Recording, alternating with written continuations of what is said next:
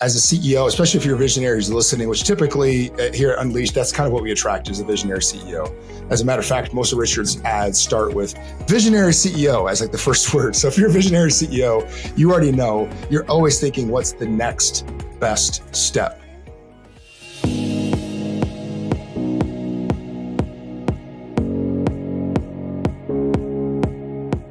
And welcome back to the Becoming Unleashed show. I am here joined by a brand new face, Luke Mardigian, who is actually going to be joining us as a co-host for the podcast moving forward. I could not be more stoked to have you here, Luke, and welcome to the show.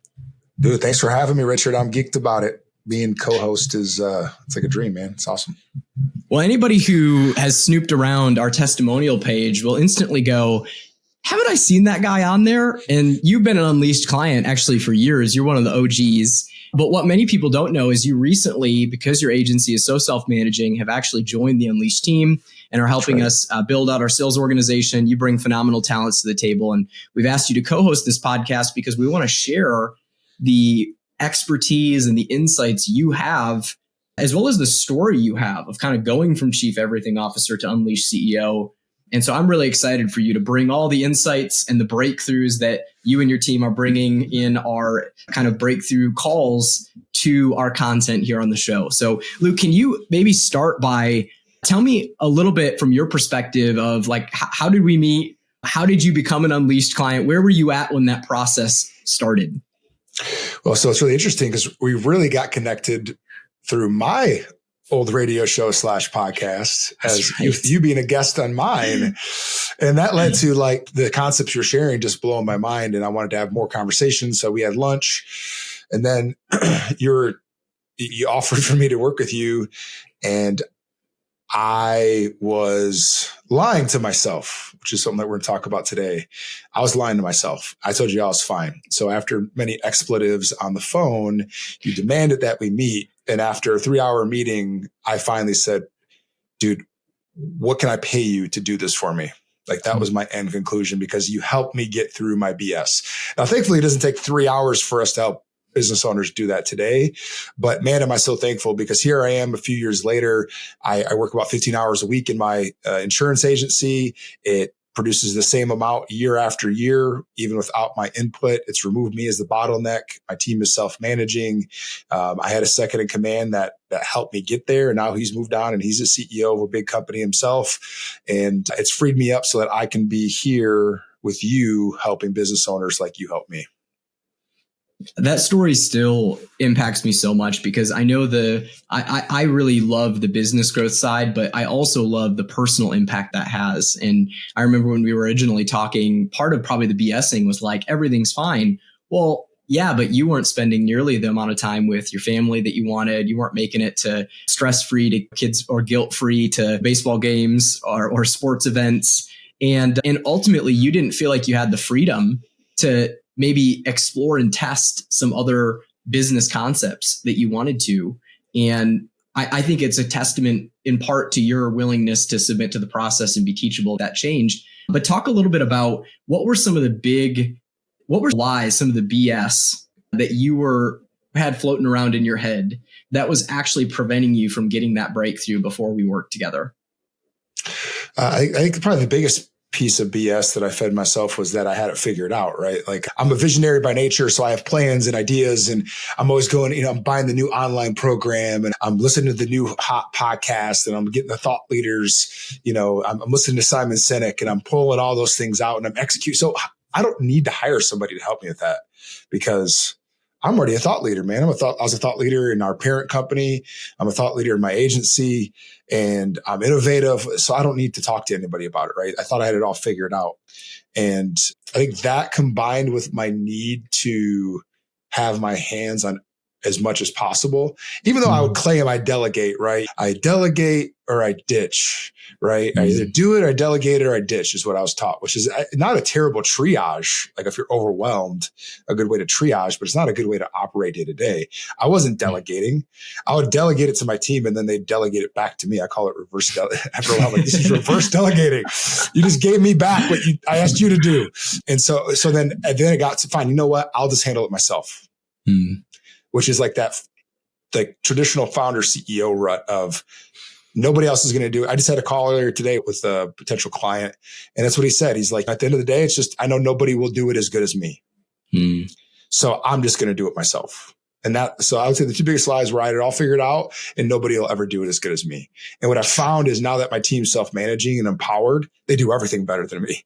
It's to the point where I tell clients, don't ask me to do that for you because I have no idea. I'm going to end up messing your accounting up. I'm going to screw something up. So I'll let my team know, and Jamie or Haley is going to take great care of it. I promise you, they're experts in it. So that's really where I'm at. And it's freed me up, but I didn't stop there, right? It didn't. The story didn't stop there. That's why I'm here. Because I'm a visionary, because I'm driven, the focus wasn't necessarily on growing my agency. I was happy with where that was at. I was focusing on spending time with my family, especially with the two young babies at home. And it's been a phenomenal season, but I was ready to take on more. I wanted to challenge myself. And so that's why I'm here helping you. And why I came on board with Unleashed is because your integrity as an organization that helped me get to where I was is what inspired me to want to become a part of your organization. And so here I am. Well, we're super honored to have you here, and it's going to be an amazing journey to watch the sales organization we build, the amount of clients we'll be able to help with integrity. And a big part of that is not BSing yourself. Like, yeah. We were talking about this earlier, but you said there was an old boss or something who had a plaque on the wall and it said, what? Thou shalt not BS yourself. Thou shalt not BS thyself. Yes. And that's really what in this kind of inaugural episode with you as a co-host, we wanted to talk about is like, for many founder-owned, founder-centric businesses, there is a bottleneck. And the bottleneck starts with the founder is believing BS. Like there is a piece of this that is mindset and strategy, not just tactics, hacks, learning from the latest podcast. Can you talk a little bit about that from your perspective, both as a business owner and now kind of leading a sales team that's advising and consulting with founder-centric businesses every day? Yeah. So to avoid the expletive mark on the podcast app in Apple, BS is not what everybody thinks it is. As a CEO, especially if you're a visionary who's listening, which typically here at Unleashed, that's kind of what we attract is a visionary CEO. As a matter of fact, most of Richard's ads start with visionary CEO as like the first word. So if you're a visionary CEO, you already know you're always thinking, what's the next best step? And so BS stands for best step. Because what we always think is we're BSing ourselves by thinking that the next best step is what I have to figure out. What program can I buy? What conversation can I have? What mentor can I connect with? Who's my new influence that can help grow more referrals? What's the next best piece of software as a service that I can bring on board to help my company grow, right? What new products? What tactic? Yeah. I listened to Simon Sinek, right? And he told me that I have to lead like this because of some study that he did. And so I'm going to go do that. And that's the next best thing that's going to take me to the next level. And that's not really what the issue is. As you and I talked about a number of times, it's the issue is what is the biggest bottleneck preventing you from growing? It's typically not the innovation that's necessary. It's the removal of the bottleneck to get breakthrough. And that's really the piece that it's interesting on our sales call so many times, like this is kind of what led to this becoming our topic today is so many times I talk to you founder CEOs and you're just like I was and you're BSing yourself. You jump on and you say, I really need a new director of sales, or what I really need is I need to get more clients. I need fill in the blank on what you think you need. And that's not even what you really need. That's not that you're thinking the next best step rather than thinking what's the bottleneck preventing me from breakthrough so that when you do take another step, it actually works and sticks. Because I don't know about our listeners, but everything I always tried to implement, I ended up failing at because I didn't have, it was the next best step and I had no plan to follow through on it. The reason that mindset shift is so critical, Luke, don't you think, is that as visionaries, we always think about more. We think about adding. Yep. And we think about increasing, innovating. And there is a time and a space for that once you have engineered the business to not depend on you. We were talking about this earlier in our client mastermind, right? Like there is a space for the CEO once they're freed up to go innovate. There's a very intentional way you do that though. And it's not tactics and hacks and next best step. It's actually thinking far into the future.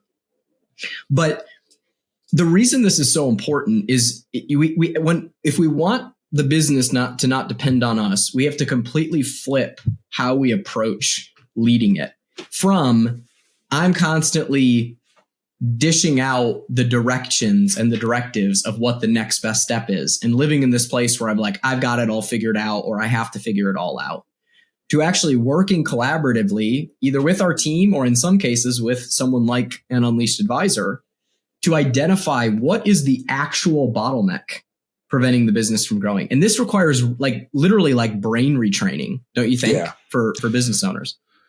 Yeah. Well, unfortunately, it requires usually someone to challenge your thinking. If you just think back to any time that you've had major breakthrough in your life, it's because someone presented you with information that was seemingly contradictory to what you typically think. And so if you're a visionary leader, you think, I have to do the next best thing. I got to keep pushing forward. I got to do more. I got to do different. But different is just the same in a new way. And when you said it best, really, Richard, when you slow down and actually think about your business, that's when you start realizing it's the bottleneck that's stopping you. The challenge is how many CEO founders have even a moment of margin to slow down and think about their business and think about what's stopping them from growing. Or will give themselves that moment and permission, right? Because it's easier. I'd rather just go sell. It's right. It's easier to just stay in the hustle mode. It's easier to kind of go like, dang, I'm achieving, I'm getting stuff done, I'm moving things forward, I'm dishing out directives and orders, I'm coming up with new ideas. And all of that's great, but it doesn't fix the issue of an owner-centric structure. It doesn't fix the issue of you playing chief everything officer. In fact, many times it perpetuates or worsens the condition.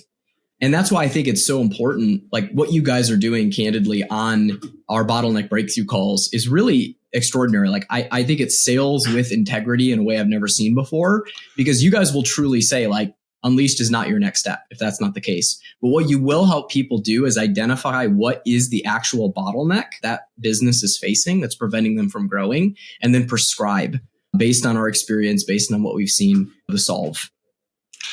Well, the really interesting thing is it's like pulling teeth to get there though. And that's the biggest challenge with being an advisor with Unleashed, is that when I'm meeting with the version of me that you met with, for me, it took 3 hours. And so I'm not going to keep a founder CEO on the phone for 3 hours. Our average call's 45 minutes. How can I, in 45 minutes, help them get past this belief that they need the next best thing, which somehow they've connected to Unleashed, right? Like something in our messaging has said that I think Unleashed might be the next best thing. Like this, maybe this is what I'm looking for. And then they get on the call and they just spew about what their plans were. And what their next best step is. And then we have to actually walk down the road of talking through what in their business is actually working well and what isn't working well.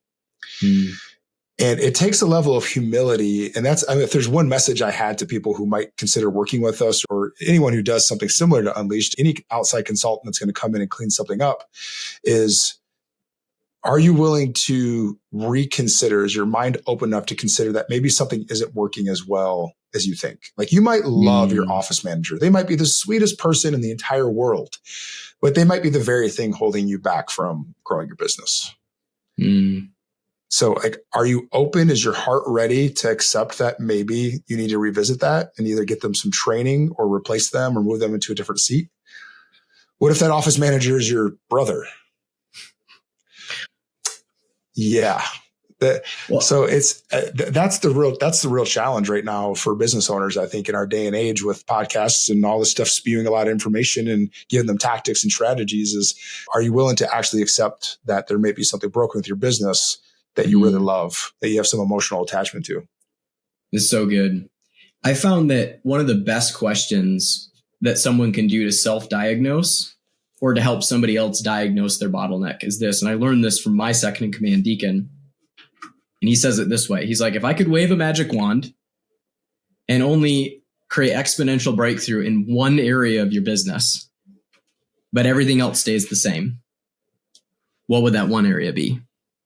So think, if you're listening right now, and this is a question I often ask when I hear people doing what you're doing, which is talking about all the ideas, all the next best steps, all the BS, the best steps. So we could do this. We need to do this. We're going to implement this, and we're going to take this hill, and we're going to sell this thing. We're going to start this new product. Okay, great. I love it. You have lots of ideas. I do too. But if everything else in your business stayed the same, but I could wave a magic wand and create exponential breakthrough on just one thing, what would it be? And the thing I love about the question is it constrains you to going, everything stays the same except one thing, only one thing. If you could change one thing that would create exponential breakthrough for your business, but only one thing, what would it be? And not everybody has the self-awareness still to answer that question correctly, but it gets you closer. Well, it creates an interesting contrast because it's hard to imagine that you could change one thing and have everything else stay the same. But that's quite literally that's the scientific method, right? Is you just change a variable and then you test it. Mm-hmm. And what's great is that Unleashed doesn't have to run experiments on people's businesses to find out what that one thing is. We usually can diagnose it on the call with you. Like while we're on our bottleneck breakthrough call, we can usually figure out what that one thing is that we need to work on. That's the priority. It rises to the surface almost every time. Unfortunately, our hearts don't lie to us. Like when we start talking out of the abundance of the heart, the mouth speaks, and you'll end up sharing something that you didn't even know was there. And that's probably one of the most beautiful moments, right? Is when I'm meeting with somebody and they have this oh, yeah, okay, yep, that's it. But how do you get there on your own? I don't know if you can. I think if someone is willing to slow down and truly go deep on that question, they probably can uncover it. But the secret is not in the discovery of the bottleneck. It's in the removal of it. Are you skilled in fixing the bottleneck? Because it's one thing to diagnose. It's another to prescribe and implement. And I think that's one of the things that I would encourage anybody who's listening who says I got a lot of BS. If you're self-aware on this, let me just make everybody else feel better who's listening. I have a lot of BS as a founder. I'm always thinking about best step. What should I do? Where could we improve? What could I do? Blah, blah, blah. And I got 18 to 25 ideas a day of how to improve and move the business forward. And that's not bad, but it will not usually break you out of the current bottleneck you're experiencing. What will is identifying with precision what is the bottleneck. This is my entire philosophy whenever I'm brought into a business to help it break through is fix the bottleneck and the business can grow. But there's an unseen flywheel effect that people don't realize, because if you focus all effort on fixing the bottleneck and you fix it, it automatically increases throughput, which creates margin that can then be applied to the next bottleneck. It's the concept of debt stacking, right? Where you basically the snowball effect, you pay off one credit card and then you apply that payment to the next credit card, you pay that one off and then you roll that payment over. Over time it stacks. Well, the same thing happens with organizational throughput and margin, where when you fix the bottleneck, it increases the overall capacity and throughput of the organization, which you can apply to the next bottleneck. And this requires sequential thinking, which again, a lot of founders suck at. Yeah, it's just not a skill set they have. That's why. But the person who typically has that skill set is also not the one founding companies, right? Mm-hmm. Typically, unless they're finding a company that does that, I guess. But that's that whole concept of being able to identify it and then fix it so that you can move on to the next thing and either build a system around it, hire a person to do it, whatever the solution ends up being, because there's a number of ways to attack those things. Sometimes it is a new software. But that's one of the reasons why I love Unleashed. I hate to make this a commercial, but this is why I'm here. I went from working 15 hours a week to now I'm going to take on more time working because I can actually meet with clients, potential clients, and promise them that we'll not only uncover that bottleneck on our call, but I have a whole team behind me that's going to help identify ways to fix and repair that. And for some people, like I was on a call with that referral that he sent over to me. And for him, one of his big bottlenecks was just, he was a really good strategist and tactician, but he was really bad at leading. He kind of assumed everybody else would operate like him. And so for him, just implementing a specific meeting structure and cadence was a big bottleneck in his leadership ability. And so for him, like I encouraged him not to work with us, as you and I talked about, Richard. I encouraged him not to work with us. Get a meeting strategy and a cadence in place and start getting your team on board with the vision that you've already created, which is pretty strong. And then let's see if it works. Now, if that doesn't work, if that's not the issue and there's more to this bottleneck, well, that's when Unleash can come in and we can actually help implement these things. But the idea of having not only helping somebody on a call to give them that little tidbit that's going to help them bust open that breakthrough, that bottleneck and breakthrough. But also, if we can't fix it there, if the problem's too complex, or if it's going to take more time, there's a whole fulfillment team at Unleash that can help you do that. We can actually help you execute on it. Like I said, I hate to turn this into commercial, but that's what I'm excited about right now. That's what we're doing every single day. That's why I went from doing everything that I was doing, which was not very much, to being here to help people. Because that whole like best step treadmill, I mean, it's almost like you're a gerbil in a cage running on a wheel. You're just constantly trying new things. It's exhausting. Yep. 100%. I think you're speaking to so many people in our community right now. Well, this has been a super insightful conversation. And Luke, we're so excited to have you as a co-host because we're going to have more of these insightful conversations. And I know you're going to actually be taking our community through a tour of like even looking at specific case studies of going like, here's a business, here was the bottleneck, here's how we broke through it. And I know our community is going to learn so much from that. So I'm really excited to dive more into the specifics and give people real examples of like, for example, there's a lot that lives under the hood of prescribing a meeting cadence. Some people are like, oh God, okay, do more meetings. But you don't even understand that like, if you do them right, what ends up happening under the surface of that is team input, buy-in, ownership of the solution. And therefore, if they own it or if they build it, they will own it and improve it. Yep. And if you build it and dictate it, they like you said at the beginning, they will not care about it the way you do because it's not theirs. And so like something as simple as meeting cadence, people go, oh yeah, of course. They just gloss over it. Like, oh, we need to have meetings. No, it's not necessarily just about the tool. It's about the skill. You can give me a wrench and ask me to fix a sink and I guarantee I will flood your house. But you give someone that tool and you also train them in the skill and you can either do great damage or you can do great repair. So really excited to dig into more case studies and more specifics on how we fix these bottlenecks. So I guess in summary, Luke, what would you tell somebody in our community who's a founder who's listening and they're like, I get it. I'm BSing myself. Thou shalt not BS myself. What do I do? What would be your encouraging closing words to them? You only have two choices. One is you either slow down long enough, get away from the business long enough to really get your head in a space where you can analyze the bottleneck in your business. So that would mean potentially even removing yourself from the location your business is in, like going to another state or on vacation, some type of retreat, isolation. And that means you can't bring your kids. Like it has to be you and your head in the space of just focused on figuring out what that bottleneck is. Or you can jump on a call with me or one of our sales folks or one of our advisors and have the conversation and we can just lead you down that path. And to be clear, that path doesn't always lead to working with us. As a matter of fact, it leads to not working with us more often than not, because most people don't need a full-blown consultant. They don't need a full-blown engagement. But if that's the best solution, then great.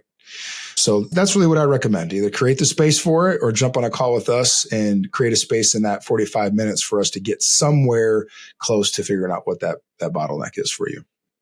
So good. Love that. Well, this has been an exciting inaugural episode of the new season of Becoming Unleashed. I just want to encourage, if you're listening today, I want to encourage you, and today's content impacted you. Would you do a favor to other people in your network by thinking about somebody who needs this and sharing it with them? Somebody who's maybe hitting a bottleneck in their business and they just maybe don't know it, and they've got lots of ideas, but they just can't seem to grow. Man, like this, and then share this with them, share this link. And that's our goal for creating these episodes, is just to add value, to set other founders free, to focus on growth. And you can be a part of our mission and help us do that and help people in your network in the process. So Luke, it was awesome having you on the show. Look forward to future episodes. Yeah, let's go. Thanks, See you Richard. there.